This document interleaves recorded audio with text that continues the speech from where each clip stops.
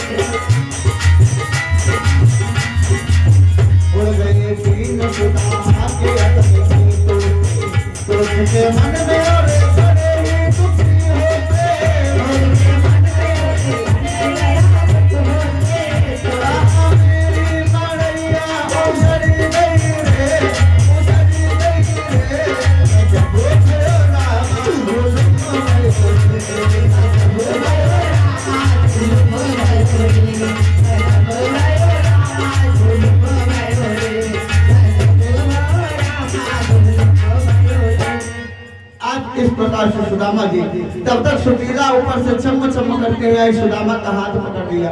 सुदामा कहने लगे बहन जी एक बार छोड़ दो, मैं आपके दरवाजे पे कभी दोबारा नहीं आऊंगा। सुशीला कहने लगी पिया ये तो आपका महल है। सुशीला की बात को सुनकर के सुदामा कहने लगे सुशीला अब हमारा तुम्हारा पड़ता नहीं आएगा। क्यों? बोले हम करीबो हरि को भजन और तुम करी हो श्रृंगार, ना रहिबो वही पार के, ना रहिबो वही पार। सुदामा जी भगवान की दी हुई संपत्ति को हाथ नहीं लगाया और जंगल की ओर चलते हुए सुदामा जी गुनगुनाते हुए जा रहे क्या कि मनवा बैरागी हुआ प्रभु जी तेरे लिए, प्रभु जी तेरे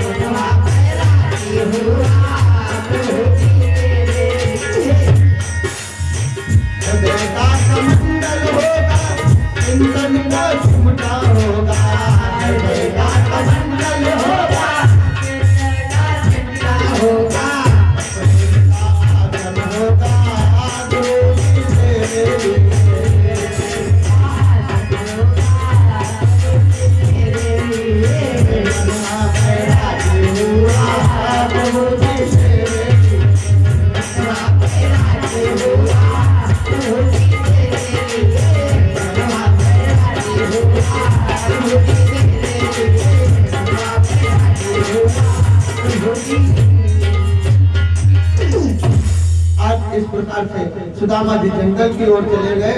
सुदामा का परिवार जो था वो सुखी सलामत हो गया। जिस तरीके से भगवान ने श्याम सुंदर ने सुदामा की गरीबी को दूर किया, इसी तरीके से हमारे सभी भक्तों की गरीबी को दूर करेंगे। और 2 मिनट की बात और, इधर अक्षत पुष्प दे दो बाबा। ओ चाचा, परीक्षित फूल ले लो, हाथ में फूल ले लो, भगवान की कथा सुनो। अरे किस और कथा में शांति थी, और लगता था चंदन माथों पर।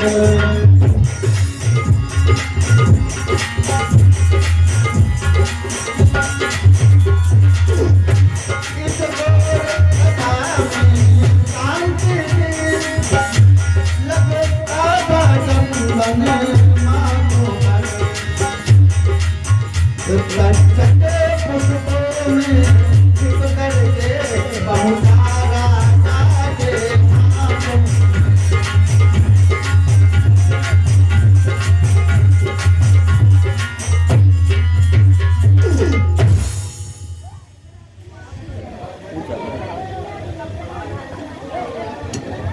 आज तक्षक जो है वो राजा परीक्षित के हाथों तक जाने के लिए तैयार हुआ। तक्षक राजा परीक्षित को डसने के लिए जा रहा था। इधर गुरु धन्वंतरी जो थे वो राजा परीक्षित को बचाने के लिए चले। रास्ते में मुलाकात हो गई। धन्वंतरी ने कहा, तक्षक कहाँ जा रहे हो? तक्षक ने कहा, मैं राजा परीक्षित को डसने के लिए जा रहा हूँ। गुरु धन्वंतरी ने कहा, मैं राजा परीक्षित को बचाने के लिए जा रहा हूँ। ऐसा करो, यही हमारी तुम्हारी परीक्षा हो जाए, जो बचेगा वही जाएगा राजा परीक्षित तक। बोले हो जाए। राजा तक्षक ने पीपल के वृक्ष के ऊपर फुसकार लगाए, पीपल का वृक्ष चल करके भस्म हो गया। गुरु धन्वंतरी ने नजर उठाई तो पीपल का वृक्ष पूरा हरा भरा हो गया। तक्षक समझ गया मैं जीतूंगा नहीं, तो तक्षक एक छड़ी बन करके लेट गया। और जैसे छड़ी बन करके लेटा, गुरु धन्वंतरी ने उठाया, पीठ में खुजली हुई, पीठ में डस लिया, गुरु धन्वंतरी का प्राणांत हो जाता है। इधर तक्षक पुष्पों में छिपकर के राजा परीक्षित के हाथों में पहुंचा। और जैसे राजा परीक्षित ने उस पुष्प को सूंघना चाहा तो नासिका में डस लेता है। राजा परीक्षित का कल्याण हो जाता है। बोलिए गोविंद भगवान की जय हो। फूल चढ़ा दो भगवान के पास। और देखिए, अच्छा जिसे जाना हो जा सकता है, जल्दी जल्दी चले जाओ। और जिसे नहीं जाना हो बैठ जाओ चुपचाप। जाना है बैठ जाओ, डंडा पकड़े का है ठाड़े, बैठ जाओ दोनों जन।